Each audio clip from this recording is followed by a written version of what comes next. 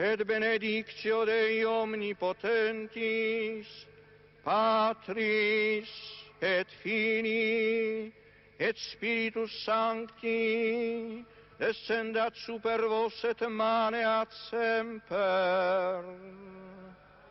Amen.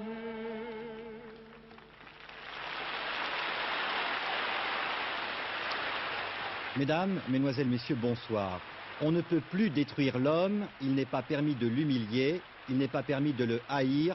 Paix aux hommes de bonne volonté. Voilà le message que Jean-Paul II a lancé aujourd'hui à midi au monde entier avant de bénir la foule qui était massée place Saint-Pierre et quelques 500 millions de téléspectateurs qui suivaient la cérémonie.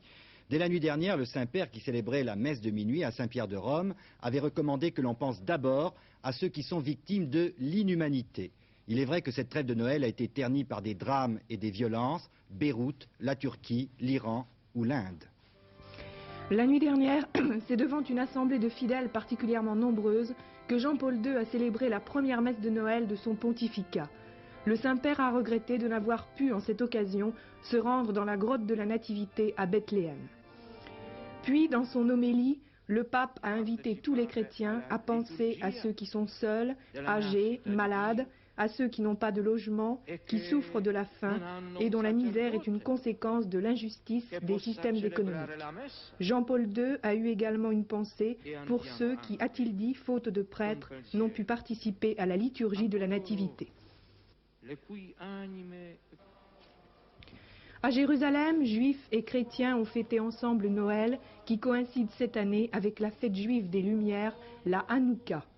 C'est en long cortège que la foule est venue se recueillir devant le mur des lamentations et la cérémonie a pris une signification particulière puisque plusieurs centaines de juifs récemment immigrés d'Union soviétique y participaient. À quelques centaines de mètres de là, dans la citadelle de la vieille ville, une veillée de prière était organisée pour le Liban.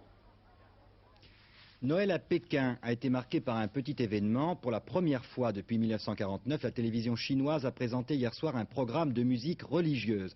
Et on a remarqué aussi que les fidèles assistant à la messe de minuit ont été plus nombreux que d'habitude. Noël en France, eh bien, la tradition a été respectée, les réveillons en famille, les rues vides, les fidèles nombreux se rendant aux messes de minuit. Mais dans certains endroits, la fête a été marquée d'une gravité inhabituelle. Il s'agit des régions touchées par le chômage, où les évêques ont tenu à rappeler les difficultés de milliers de familles. Ainsi, Monseigneur Bernard, évêque de Nancy, célébrant la messe en plein bassin sidérurgique de Longwy, a dit dans son homélie « Dieu veut que nous vivions le plus pleinement possible, c'est pourquoi nous devons lutter pour qu'il y ait de l'emploi, pour que les hommes soient respectés. » Et puis cette nuit de Noël a été marquée par un drame horrible à Vernouillet dans les Yvelines. Un homme de 49 ans, un cadre commercial, a abattu pendant leur sommeil sa femme et ses 3 enfants âgés de 10, 9 et 6 ans et s'est suicidé après avoir appelé la police. Avant de mourir, elle a laissé une lettre disant qu'il risquait d'être licencié et qu'il ne supportait pas de devenir chômeur. Le patron de ce cadre commercial a précisé ce soir qu'il n'était pas question de licenciement, il avait simplement changé de situation à l'intérieur de l'entreprise. Il semble également que ce père de famille était depuis un certain temps très déprimé, ce qui l'avait amené déjà à des gestes inconsidérés. Bien entendu, une enquête a été ouverte. Autre fait divers à Nice, à la brasserie restaurant Le Méfer, dont l'international de football Jean-Marc Guilloux, capitaine de l'OGC Nice, est l'un des gérants, eh bien cette brasserie a été incendiée la nuit dernière. D'après la police, il s'agit d'un incendie criminel.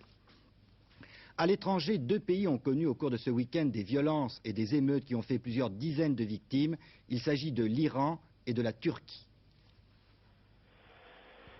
En Iran, ce week-end a encore été marqué par des heurts sanglants entre soldats et manifestants. Il y aurait plus d'une 50aine de morts à Téhéran, Meshed et Tabriz. Dans la capitale iranienne, ces manifestations ont pris un tour très nettement anti-américain. Ce matin, les manifestants ont envahi le centre de la ville pour donner l'assaut à l'ambassade des États-Unis. L'armée a ouvert le feu. Le chef de l'opposition, M. Sanjabi, a pour sa part demandé à nouveau aujourd'hui au Shah de quitter le pouvoir.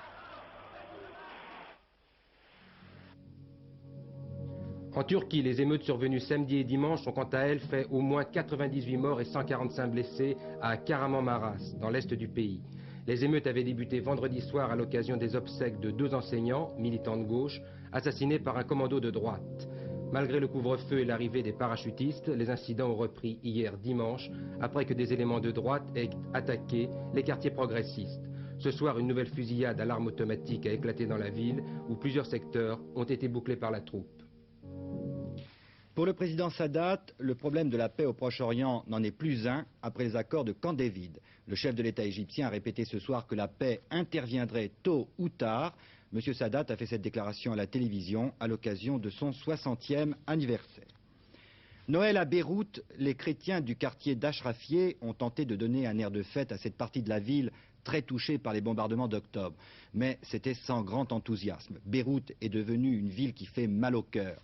Peu avant Noël, Betty Duro et Jean Lebert ont promené une caméra d'Antenne 2 dans les rues de la capitale libanaise. Ils ont ensuite projeté les images à des petits Français, à des élèves d'une classe de 8e, qui eux ont la chance de connaître la paix. Les enfants ont parlé, leurs réflexions valent toutes les dissertations du monde.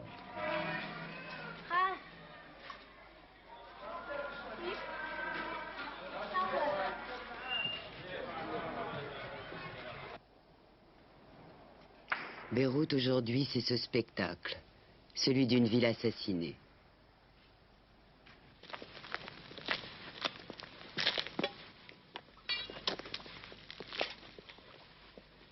Il y avait des maisons complètement ravagées, des murs défoncés, tout ça. Je comprends pas pourquoi ils s'attaquent aux innocents. Ils devraient s'attaquer, les ennemis, à ceux qui portent des armes, à ceux qui font la guerre.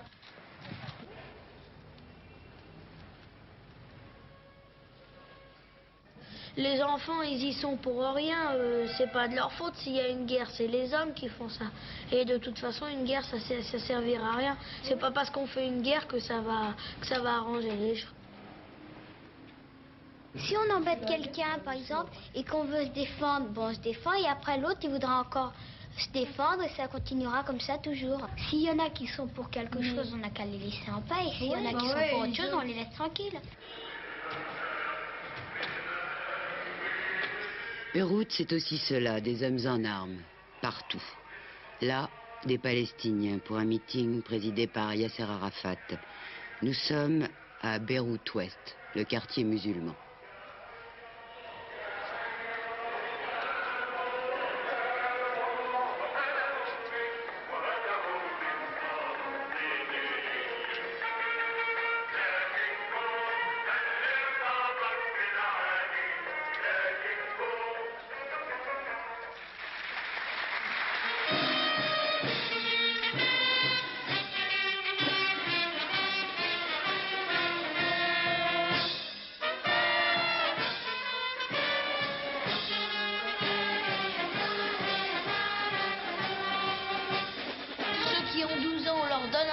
Pour remplacer ceux qui sont morts. Tout le monde est presque à leurs pieds quand ils ont un fusil, c'est la grande garde et tout. Eux, ils trouvent ça formidable, mais moi, je serais à leur place, je n'aimerais pas porter un fusil. Si les parents ne donnent pas l'exemple aux enfants, les enfants vont suivre. Si j'aurais un fusil, je le jetterais ou sinon je m'en servirais pour me nourrir. Un autre visage de Beyrouth, celui des gens qui ont faim. Dans le quartier chrétien, d'abord écrasé par les bombes, puis bouclé par les Syriens. Ceux qui sont restés à Achrafieh vivent au jour le jour. Les gens riches, eux, ils ont une belle maison et tout, ils sont presque jamais attaqués. Mais les gens pauvres qui sont dans la ville, eh ben c'est surtout là que les bombes tombent le plus. Alors c'est eux qui souffrent le plus de la guerre. En classe de 8e B, on fait aussi de la politique étrangère, sommairement. Ils bombardent les pauvres pour que toute la ville meure. Et après, eux, plus ils feront de guerre, plus ils vont agrandir leur pays. Alors ils vont prendre le Liban, après ils peuvent prendre des autres pays, et tout ça pour agrandir, pour être le plus puissant, puis pour commander toute la terre.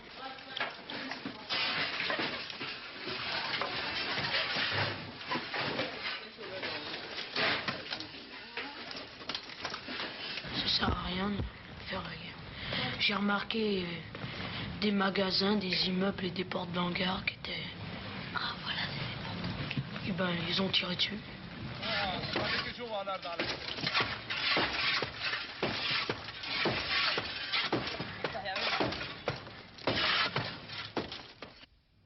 ça sert à rien de faire la guerre.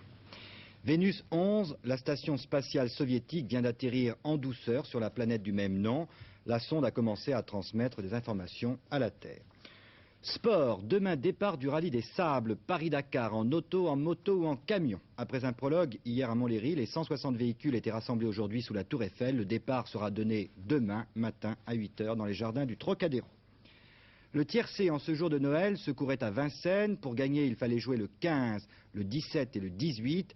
Combinaison qui rapporte dans l'ordre le 672 francs 50, dans un ordre différent, 110 francs pour 5 francs bien entendu.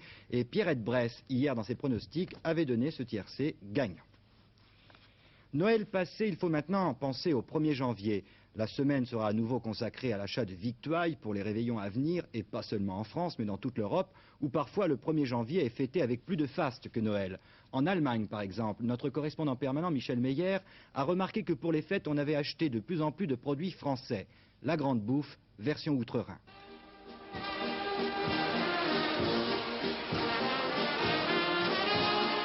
L'Allemagne, pour les Français, c'est encore le pays des énormités. Rien n'échappe à cette vision. Ni les musiques populaires, ni, surtout, les modes alimentaires de nos voisins d'outre-Rhin. Les clichés ont la vie dure, et il faut bien dire que les Allemands eux-mêmes ne font presque rien pour les démentir. C'est surtout le cas lors des ripailles et beuveries des fêtes automnales de Munich. Il se fait cependant que le pays des buveurs de bière impénitents et des insatiables mangeurs de charcuterie connaît une véritable petite révolution des mœurs sur le plan culinaire et alimentaire. C'est surtout vrai à l'égard des produits, mais surtout des vins français. Il y a 10 ans que nous avons vendu 8000 bouteilles de vin français et l'année passée, nous en avons vendu 200 000 bouteilles. Ça veut dire, vous savez très bien, que les Allemands aiment beaucoup la bière et le vin doux. Mais maintenant, on préfère le vin français plus sec et plus arrondi avec beaucoup de bouquets. Il y a quelques années que nous avons vendu la quantité et seulement le prix. Et maintenant, nous vendons les délicatesses, les spécialités de tous les pays. Et si vous voyez cette semaine française, nous avons tellement de spécialités que chacun peut essayer quelque chose. La jeune génération voyage beaucoup, pensait que c'est l'Allemand est le monsieur qui voyage le plus dans le monde avant l'Amérique et que depuis il a beaucoup vu, beaucoup vécu et beaucoup retenu. Il n'y a jamais eu un moment plus propice pour vendre des produits français sur ce marché, étant donné qu'on a réuni les conditions suivantes, le pouvoir d'achat. Et là est très important. Deuxièmement, les gens ont de plus en plus de temps libre et de loisirs. Pensez que nous sommes ici à 35 heures par semaine bientôt. Et donc, on n'a jamais eu autant de temps ni d'argent pour pouvoir se cultiver sur le plan alimentaire. Ici, nous avons nos fromages de France qui nous importons chaque semaine, 2 fois. Nous recevons ces fromages du petite ferme et nous avons déjà de la clientèle qui n'achète que ces fromages-là. Parallèlement, les restaurants français, grecs, italiens et chinois ont depuis 5 ans poussé comme des champignons. Si un Français, par exemple, mange, s'il prend son dîner, il se prend du temps, de 2 heures. Et les Allemands mangent beaucoup trop vite. Ils pensent toujours encore que les repas sont seulement pour apaiser leur faim.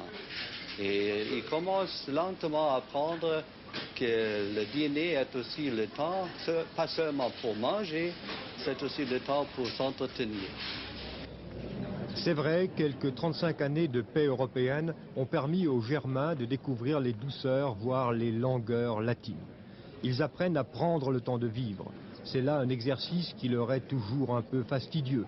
Mais ils progressent sur la voie de la décontraction au point que des tables détendues remplacent de plus en plus souvent les cercles un peu guindés que forment, dans nos clichés, mais aussi dans la réalité, les dames dévoreuses de gâteaux. Des Allemandes pour livre d'images dont, disent les mauvaises langues, les chapeaux ont été conçus par des mécaniciens.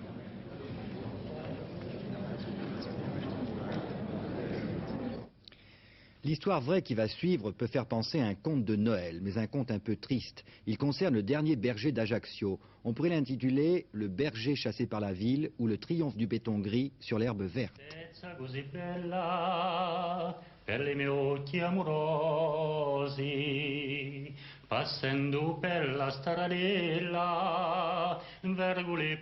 Je suis le dernier berger d'Ajaccio.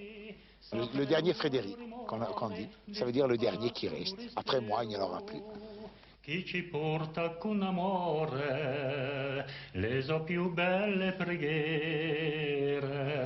Oh, monsieur Bonin, vous savez, c'est mon père. Ça fait X années que je le connais. Hein. J'ai connu ses parents, son père et sa mère. Ils avaient la propriété, là. Ils plantaient les légumes, tout ça. C'était des maraîchers. Hein? Et maintenant, vous avez vu ce qu'ils ont fait là-haut? La résidence des Crêtes. Hein? Alors, voilà ce comment le terrain commence. Il y a toujours du béton et toute la saloperie que ça se passe. Hein? Tandis qu'auparavant, on était tranquille ici. Et Simon, le pauvre, maintenant, il était obligé de sauter, là, hein, de se faire une petite bicoque à côté, de faire le berger. Et il se défend comme il peut. Eh bien, moi, je vous dis franchement, chapeau pour lui. Il s'est même implanté sur la commune pour pouvoir survivre. Et avec sa petite bande de chèvres maintenant, eh bien, il s'en sort. Vous avez compris?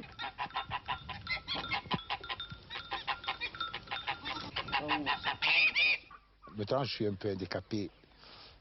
Pour la raison, je suis un peu handicapé, qu'avant j'étais seul et que je me trouve entouré de murs, de blocos.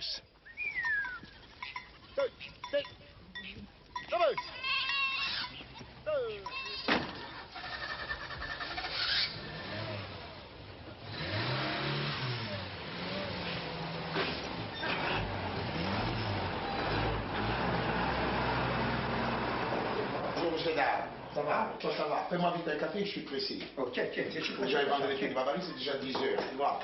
Et les touristes et les Ajaciens m'attendent. Tu te défends, oui. Oui, un peu, et toi, ça va? Ah, ouais. Et la santé? Et un peu j'aime qui me dérange un peu. Ah bon? Mais il se débrouille, Simon. Je comprends qu'il se débrouille. Il se débrouille à tout. Il va même des figues de Barbarie. Et puis il a du mérite parce qu'il travaille. Je pense bien. C'est pas une honte de vendre des figues de Barbarie. C'est peut-être le dernier Ajaccio. Et je crois que c'est le dernier. Vous avez compris? Bon. Alors.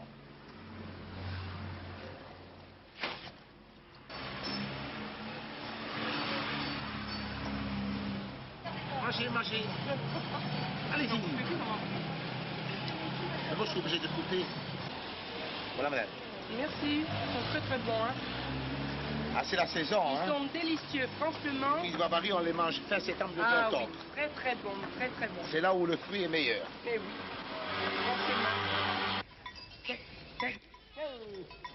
Je le vois, on a des complications avec les chèvres, on a des chiens, on a des complications avec des gens qui n'aiment pas les bêtes. Les chèvres, ça les dérange. Alors ça, si ça se construit encore un peu plus, on se demande où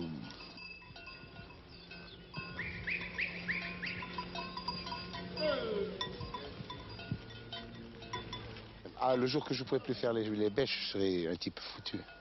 J'aime trop les bêtes. Monte par là. Les chèvres me comprennent mieux en Corse qu'en français.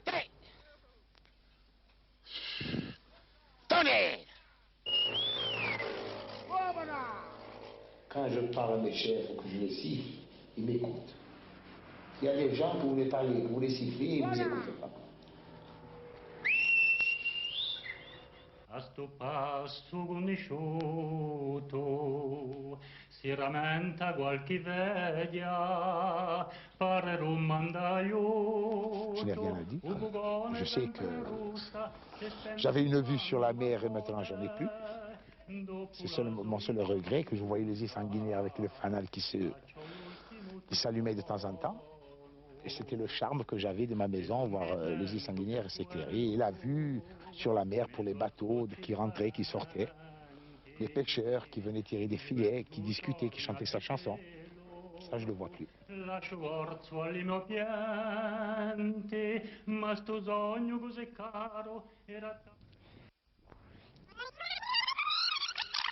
Chanter les foules depuis des dizaines d'années, alors une fois de plus, allons-y avec plaisir, poussons les scarpelettes.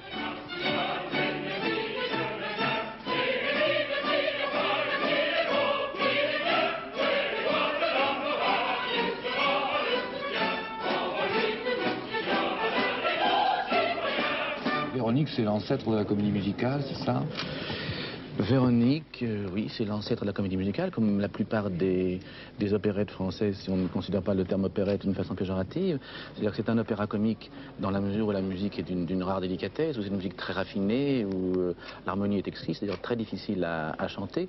Mais le fait qu'il y ait ce mélange des deux disciplines du texte et du chant, c'est effectivement en France que les Américains ont puisé tout ça.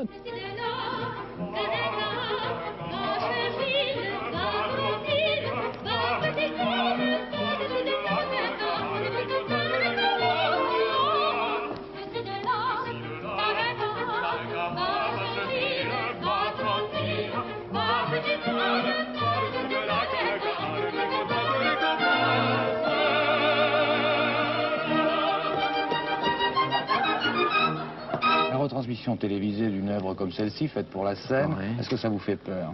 Ah non, pas du tout. Pas du tout, d'abord parce que c'est une œuvre tellement... je vais vous dire, rien ne me fait peur dans ce spectacle, c'est peut-être prétentieux, si ce n'est qu'on sait déjà que les gens viendront en foule puisque tout ça est presque plein.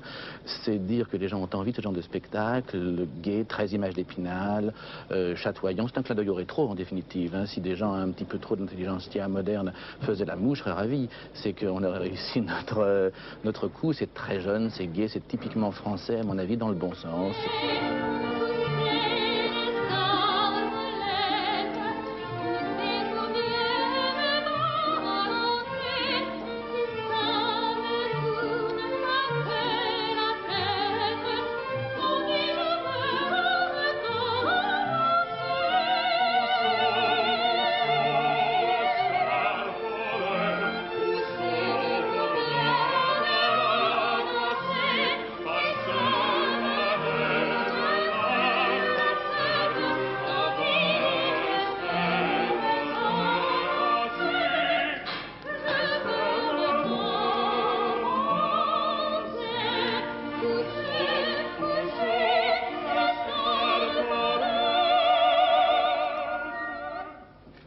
Voilà, Véronique donc, samedi à 21h30 sur Antenne 2.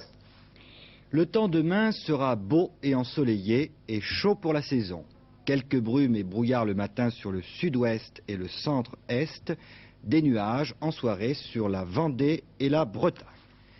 Vous avez rendez-vous avec Hervé Claude à 23h40 pour le dernier journal.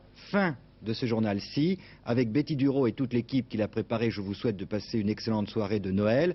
Et puis bon courage si vous reprenez le travail demain. La semaine sera courte car dès vendredi, on recommence. Bonsoir.